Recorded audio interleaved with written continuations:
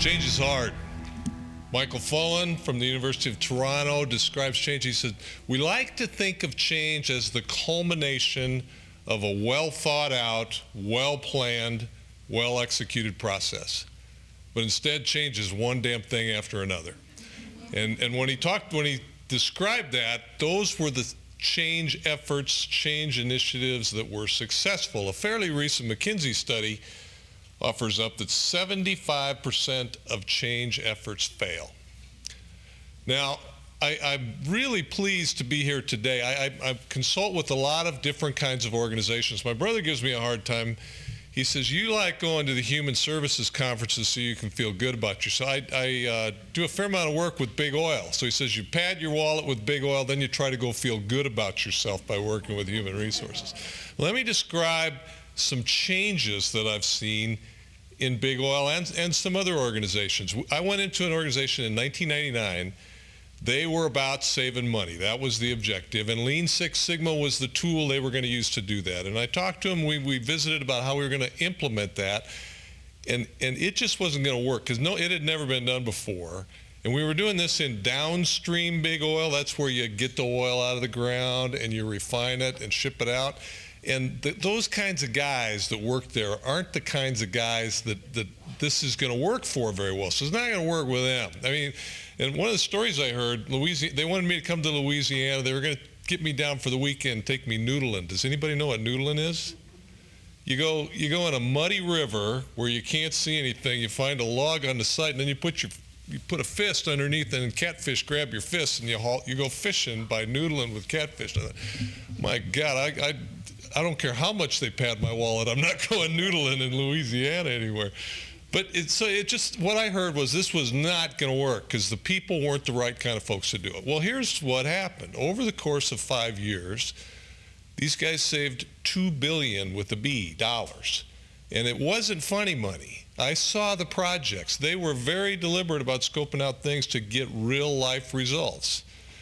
$2 billion. Now, they were really fortunate because they had a leader, like Dr. Kaiser, kind of top down. This is how we're going to do the work, very directive, and it all worked. That big oil company merged with another, and the top-down leader left. He didn't, not on his own accord. They decided that it was time for him to go.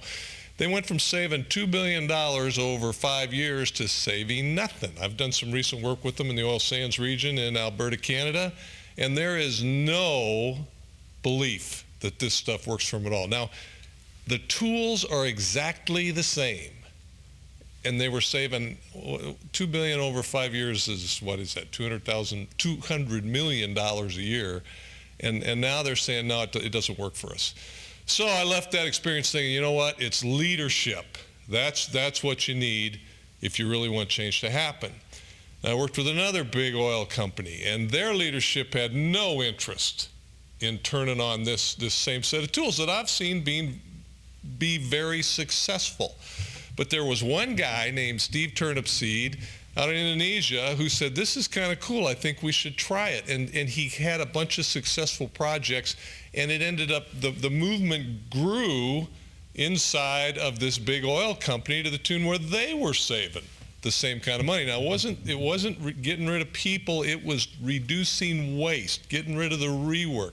So I changed my tune. I decided, you know what? This is all about competency, because Turnipseed was an engineer. He was a real egghead. He was really good at applying these statistical tools to make improvements. Now, so it works in big oil. Now, Denver Health, Dr. Kaiser made a reference to, 5 years ago, they were $40 million in the hole. They were having $100 million a year of unbilled work they were doing. Today, it's up to $400 million a year that they're not being able to bill, and they're in the black. They're doing great. And the woman who turned this thing on was a nephrologist. I don't even know what that is, but so she didn't have any kind of competency in this stuff, but it worked. I took this story to a hospital system in Atlanta, and we did a bunch of work to turn it on and got no results. So the picture I'm trying to paint right now is one where the tool set hasn't changed. The results changed dramatically. So what's the difference? And I think the difference is how is talking about what the topic for the rest of today is, and that's Messianism, a hatred or intolerance, a fear of change. So we think people can just take on changes that you're going to propose. You're putting a roadmap, a path forward to say, here's how we need to do things differently now. Robert Quinn from the University of Michigan says there's 4 platforms to make change happen. One is telling. So this is why all this is good stuff. This is why we should ask you to change the way that you do work today. That's one platform for trying to make change happen. Another platform is coercing people. As long as I'm your direct manager, I got solid line responsibility, I can make you change. So that way we can make change happen. And his third platform for making change happen is one around participation, which is more appealing to me. But his last platform is something he calls transformation. And I like the word we came up with in our journalism exercise, and that was transmorgification, or some bizarre word like that means the same thing. But here's the picture. Here's the picture Quinn is trying to create. And that is, if there were a way to create, he calls it the productive community. In other words, we're working together to aspire to some new level of performance, to some way to deliver to families and children that are out there. If that's how we work, our chance of success is going to be much higher. There's some research out there that says if you've got moral purpose behind what it is you're trying to change, so you're going to be more successful in that change. So my wife and I are customers of your processes in Colorado. I live in Fort Collins, Colorado. Our youngest son, Christian, uses the system. And I can tell you, it is a frightening process to go into the system. And Julie and I have the luxury of having jobs that we can leave for a day to go in and come back the second time. We have the luxury of attending some conferences to be connected to some people to get some stuff. I have the luxury of knowing Vernon Brown, so when I have trouble with an agency, I call him up and get advice for how to hammer them, Not all families have those kinds of luxuries, and it is a frightening process. So what you're being asked to do right now, you've got check. In a lot of organizations, you got to gin up moral purpose. You got to invent something to have it make sense. Boom, that's a done deal for you. You guys are good to go. So given this worriedness, what's the right word? The anxiety we're all going to have around any kind of a change process, there's comfort if we can come forward with a model for change. So there are a lot of models for change. This slide was easy to put together. What I did is Googled change models and clicked on the image button, and there are 50 pages of these different kinds of change models. So the change model we pick isn't really an arbitrary choice. It's more of an ideological choice, because when we think about change models, they're posing the question to us, things like, why does change occur? Is it coming from some elite who wants the masses to do things differently? Is it coming from the environment? Has the environment changed? Is it coming because we as a group have changed our values? So what is it? What's caused the change? Another question, how does change occur? Is it slow and rational and well planned and thought out? Is it discontinuous and chaotic? Kaiser talked about chaos, complexity theory and chaos, which says, we don't really know what's going to happen next. There are assumptions in change models about us, humans, and what will appeal to us and what will motivate us to do something different. And there's assumptions in change models about social organizations. What is it that's going to make social organizations move? One way to make an organization move is create a burning platform. We're all toast unless we do something different. And Peter Senge in the fifth discipline talks about how dysfunctional that is. But it's one way that a lot of people, I think, believe this is the only way to get people to change. we can motivate people intrinsically or extrinsically. So if we give them a big enough bonus or we threaten them with a big enough hammer, we can make people change. There's some research out there that says those work. And in the long run, extrinsic motivators get in the way of intrinsic motivation. And if what we're trying to create is a productive community to aspire to achieve something meaningful to us, bigger than a paycheck, but making a difference in the world, that's where we want to tap in. That's where we want to live, in that productive community. So what is the model we should use then? And what we're going to talk about here shortly is the Human Services 2.0 model, and we're going to spend a little bit of time playing around with it so that you all have a good sense of it. But one of the things that appeals to me about the Human Services 2.0 model is the opportunity to let some data inform us of a path forward. So I'm going to take a tangent here and talk about the importance of data. And data looks like numbers, and it looks like conversations, it looks like impressions people have, right? There's a lot of different ways to collect data. But however we do it, it's going to be critically important. Now, I worked at Kodak for 20 years. I had a list. Why should I stay? Why should I leave? On my list to stay was job security. Thank goodness I didn't give that as much weight as I did everything else. But I had a boss, Dean Moore, great guy. We were having a problem, and I knew what to do. I said, look, Dean, here, I've bumped into this before. Here's the kind of steps we ought to take. And Dean's comment to me was, don't tell me any dolphin stories. And so I said, what's a dolphin story? And apparently, in World War II, sailors were getting swept overboard, or pilots get shot out of the sky, end up in the ocean, and dolphins would find these guys and push them into shore. So you ask any one of those folks, and they'd say, I don't know what it is about dolphins, but what I know is they seek you out when you're in trouble, they care about you, and they save you. They push you into shore. So after World War II, somebody did some research to understand why. What is it about dolphins? And what they discovered was that dolphins don't care about people. They're like cats. They can take you or leave you. But what dolphins love to do is to push things. And what we heard from were the guys who got pushed into shore. We never heard from the guys who got pushed out to sea. Now, you're all in this room right now because you've been there and done that, right? You've bumped into those problems. You're in a leadership position. You're here to try to figure out how to make interoperability work. And no doubt, you've had experiences with the best way to make change happen. And I am not saying throw that away. We're not going to deal with that anymore. We're going to rely only on data. I'm not saying that. What I am saying is that if we can take our experiences and marry them with a data-driven process, we're going to get much richer solutions. And that's one of the real appealing things about Human Services 2.0. Now, I've got one more exercise. I want everybody to get a pen and a pencil out.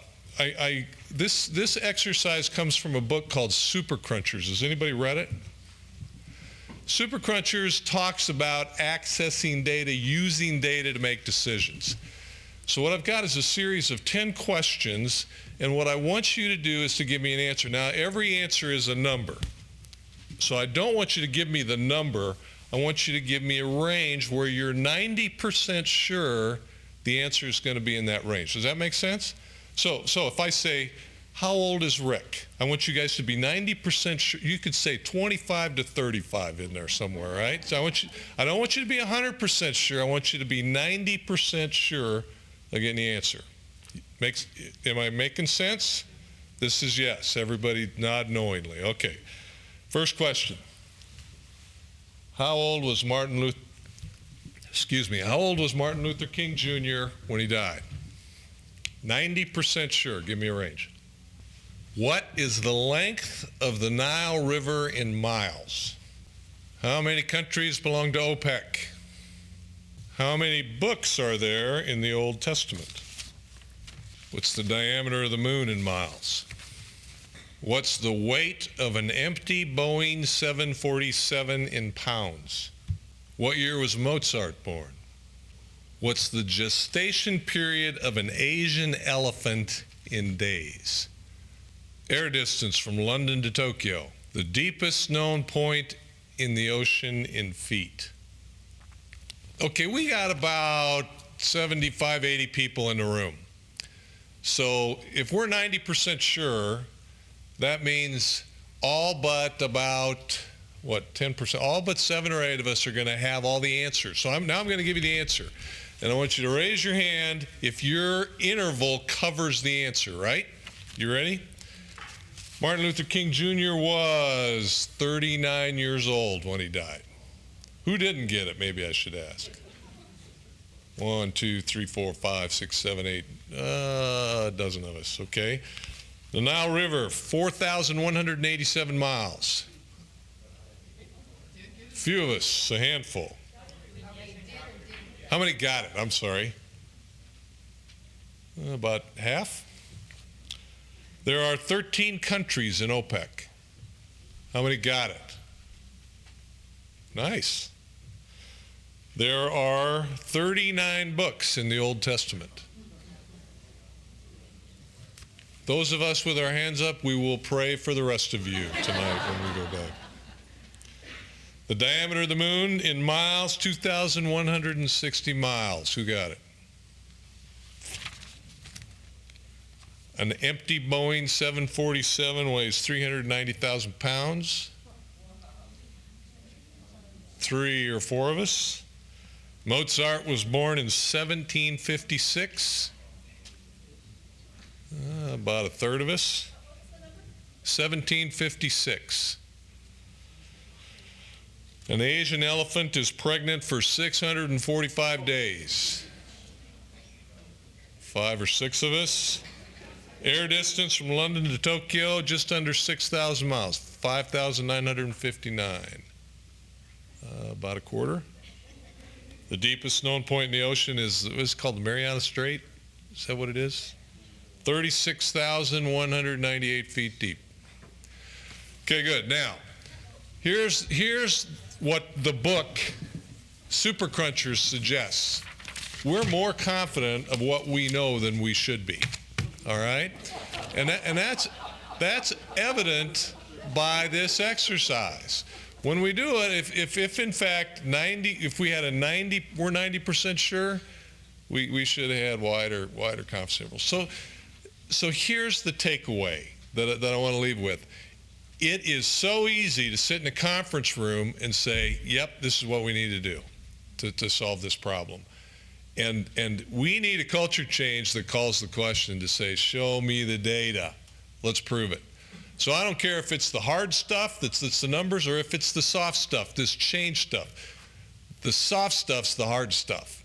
So to get people just to say, here's how what people believe and what's going to happen without something behind it to help ourselves understand that, we're putting ourselves in a risky position by doing that. So we want a change model that can help us do that. And what I'm going to put, but first, this is G.K. Chesterton. Has anybody ever read his books? You're an egghead, Richard. He writes about theology and the meaning of life. And in 1908, he wrote a book called Orthodoxy. Here's what he wrote. He's trying to make sense of life. So Chesterton said, the real trouble with this world of ours is not that it's an unreasonable world, nor even that it's a reasonable one. The commonest kind of trouble is that it is nearly reasonable, but not quite. Life is not an illogicality, yet it is a trap for logicians. It looks a little more mathematical and regular than it is.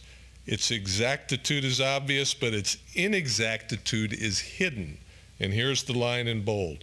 Its wildness lies in wait.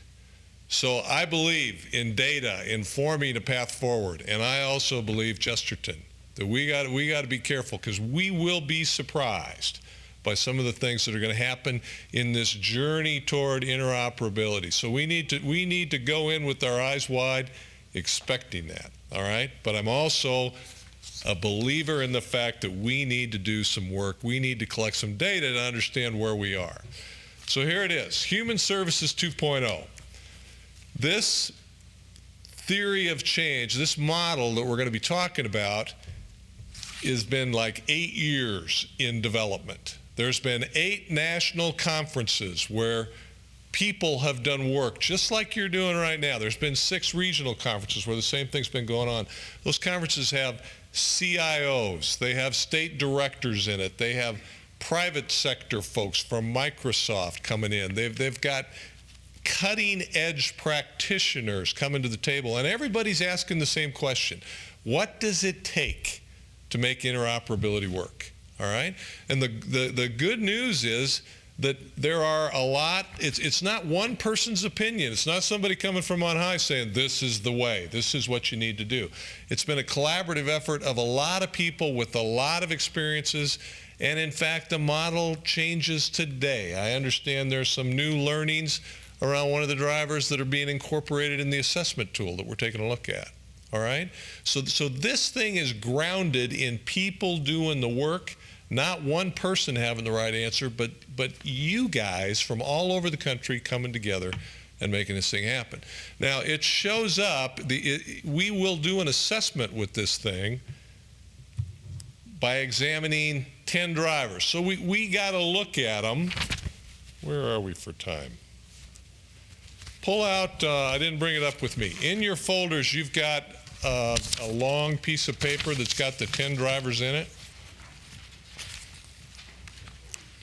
And there's a description of each one of these 10 drivers. Now, here's part of the value of these 10 drivers is that everybody in your organization will feel or touch at least one of the drivers.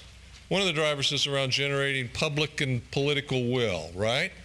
One of them is around funding. So no doubt you've got some administrators that are worried about that and trying to think how they're going to make that happen. There's another driver in there around data and performance management.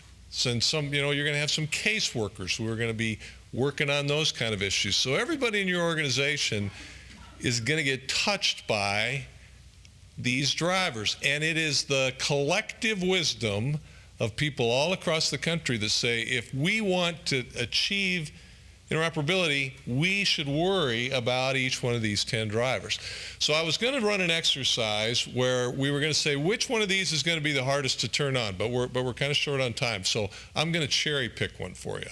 All right? If we look at all these drivers, I'm going to focus in on data performance measurement systems. Good. And I want to pick a role. All right? And the role I'm going to pick, I need to show one more slide first. We are not going to be able, all 10 drivers we would say would be important. And there may be some that might be more important for you here in California. So we're going to apply the Pareto principle to these things. What's the Pareto principle? The 80-20 rule. Vilfredo Pareto, no joke, I don't think his mother loved him. Vilfredo Pareto was an Italian economist who said 80% of the income is controlled by 20% of the people. Joseph Duran took that concept and applied it to quality problems, said 80% of the problems are coming from 20% of the sources. So the 80-20 principle says we've got the vital few and the trivial many. And one of the things that we'll be able to do with this assessment tool that we're talking about is to zero in on, we'll use the Pareto principle to find some key areas that need to be addressed. Now, the model, Human Services 2.0, take a look at the pillars. These pillars speak to policy, structure, and practice. So one of the nice things about the model is it's saying, do you have the infrastructure in place? Policy, structure, right? Are your hiring policies appropriate? Are they consistent with what you're asking people to do? Are your award and recognition schemes appropriate, right? The structure, is the org chart right to make this thing work, or is it getting in the way of making it work? And the last pillar in their practice is we're asking people to do work differently going forward. So the assessment tool that comes with this thing is getting at a couple things. It's getting at that infrastructure. Do you have the right system in place if you believe the collective wisdom of the people that put this thing together? And then secondly is, how do you feel about it?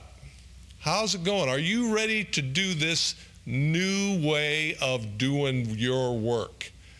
And there's a lot of tools available to us to help us think through that. But if we would follow the Pareto principle, and we find out that caseworkers, doing this data thing is going to be a hard change to ask people to make. Now remember, change is hard. We don't believe it's easy. People don't resist change, they resist being changed. So if we're going to ask people to do something new and different, we should think through what can we do? How can we support those folks in the new behaviors? Now, here's a tool that I was going to have you do at your table. We're going to do it in the group. Class participation's 80% of your grade. So here's what I want to hear. The issue we got, the role is going to be a caseworker. The new behavior change is I'm going to use data to feed back how my care program's going for this kid. All right? And I think that's going to be hard to implement. All right? So I'm going to do a force field analysis. It's a tool by Kurt Lewin.